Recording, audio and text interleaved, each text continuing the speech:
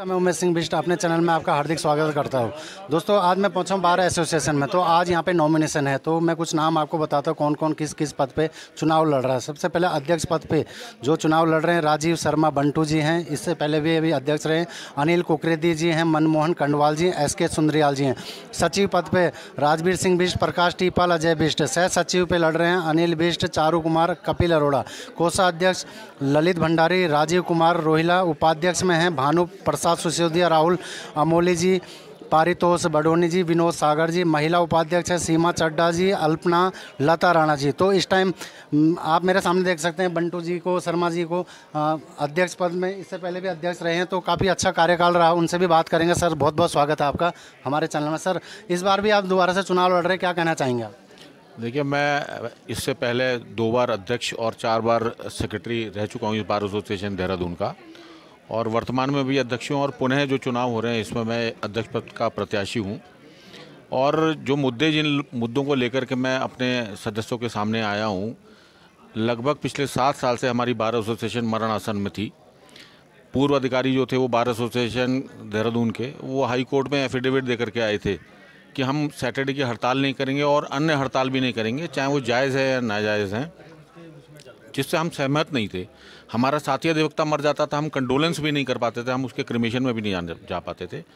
और मेरा पिछले साल ये चुनावी मुद्दा था कि मैं कंडोलेंस को प्रारंभ कराऊंगा, और ऐसा मैंने करके दिखाया है। मेरे आने के बाद कंडोलेंस लगातार हो रही है हमारी बार एसोसिएशन में। हम उसके क्रिमेशन में सम्मिलित हो पा रहे हैं और उस दिन हम कार्य से विरत रहते हैं। मैंने जो कहा वो करके दिखाया। जूनियर अधिवक्ताओं के लिए मैं बहुत ज़्यादा चिंतित हूँ, क्योंकि जूनियर अधिवक्ता जो है यहाँ पर आता है, जूझता है, उसको बैठने की जगह नहीं है। मैंने उसके लिए एक प्रोजेक्ट बनाया था। सामने 5 बीघा भूमि जो हमको सरकार ने दी है, उसमें चैम्बर्स निर्माण हेतु, परंतु कुछ अधिकारियों, पूर्व अधिकारियों की हठधर्मिता के कारण वो राजनीतिक भेंट चढ़ गया। वो नहीं चाहते कि वहाँ पर चैम्बर बने, और शायद इसलिए वो भेंट चढ़ गया। मेरा निरंतर प्रयास है कि पुनः आने के बाद मैं जूनियर अधिवक्ताओं के लिए वहाँ चैम्बर निर्माण करवाऊँगा।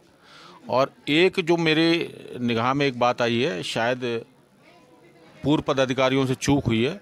बार एसोसिएशन देहरादून को वहाँ पर 9.25 बीघे ज़मीन दी गई थी, जो फ़र्द में चढ़ी हुई है, रेवेन्यू रिकॉर्ड में है, परंतु किन कारणों से जो लीज डीड हमको दी गई है बार एसोसिएशन देहरादून को 5 बीघे की दी गई है, इसके पीछे कारण क्या थे उसको खोजूंगा और पुनः 9 बीघा ज़मीन बार एसोसिएशन देहरादून को प्राप्त कराऊंगा। ये मेरा आश्वासन है अपने साथियों से।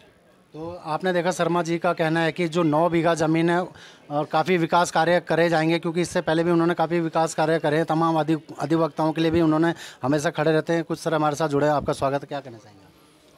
मैं ये कहना चाहूँगा कि ये हमारे जो अधिवक्ता साथियों के लिए जो हमने हमारे अध्यक्ष जी ने काम किया है, वो बहुत बढ़िया काम किया है, और भविष्य में भी काम करने का उन्होंने जो इरादा जताया है वो बहुत सही इरादा है। जूनियर अधिवक्ताओं के लिए चैम्बर की बहुत आवश्यकता है।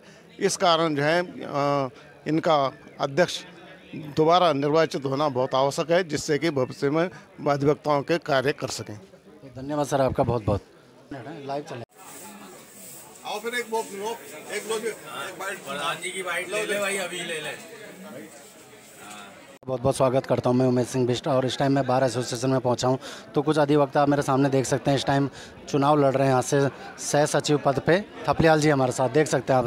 थपलियाल जी, बहुत बहुत स्वागत है आपका। इस टाइम आप भी मैदान में हैं, क्या कहेंगे आप? पहले तो आप सबका धन्यवाद करता हूं। मैं बार एसोसिएशन देहरादून के चुनाव में इस समय ज्वाइंट सेक्रेटरी के लिए प्रतिभाग कर रहा हूं, और मेरी प्राथमिकता यही रहेगी कि जो हमारे अधिवक्ता हैं उनके हितों में कार्य हो, और जो नई कार्यकारिणी बने उसमें हम उनके साथ कंधे से कंधा लगा के चलेंगे।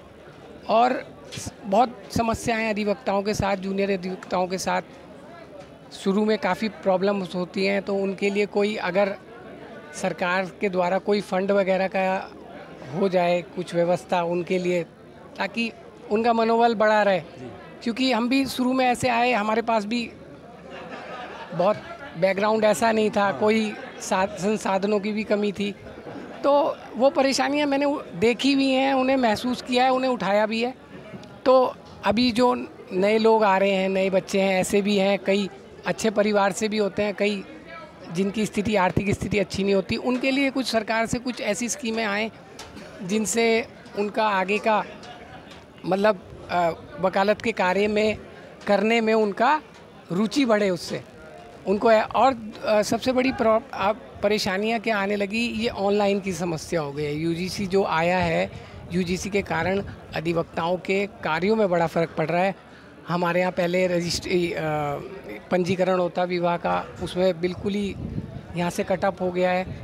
और विल भी थी, अब सुना जा रहा है कि ये रजिस्ट्रियों का भी ऑनलाइन करेंगे, उससे काफ़ी अधिवक्ता प्रभावित होंगे, जिसमें से मैं भी हूँ। तो मैं नहीं चाहता कि ऐसा कोई कार्य हो या आए, ऐसी कोई स्कीम जिससे हमारी जो मूलभूत परेशानियां और बढ़ जाएं, ये नहीं होना चाहिए। और इसका हम हमेशा विरोध करेंगे और सभी अधिवक्ताओं को साथ लेके जहां भी जैसे भी हमारे लिए कोई भी नीति निर्धारित होगी हमारे नई कार्यकारिणी द्वारा, हम उस पर कार्य करेंगे। अमित थापा अम्मू जी भी हैं यहाँ पे, वरिष्ठ अधिवक्ता हैं। स्वागत है आपका। अमित भाई, कैसे हो आप और क्या कहेंगे आप?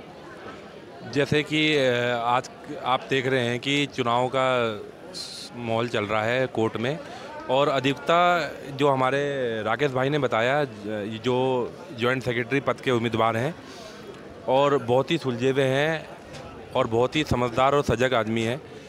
और जो ये बार की जो चुनाव की जो प्रक्रिया चल रही है, बार के जो अधिवक्ता हैं उनकी समस्याएं बहुत हैं। जो समस्याओं के लिए जो बोला जाएगा तो उसमें ये है कि आप देखिए, जो अभी हमारे राकेश भाई ने बताया कि बिल की, रजिस्ट्रेशन की बहुत चीज़ें हैं और सब ऑनलाइन हो रही हैं।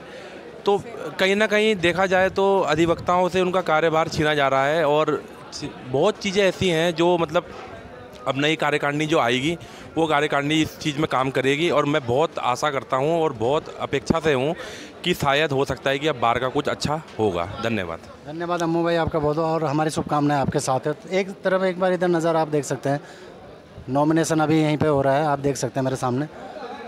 तो हमारे चैनल में बने रहने के लिए धन्यवाद।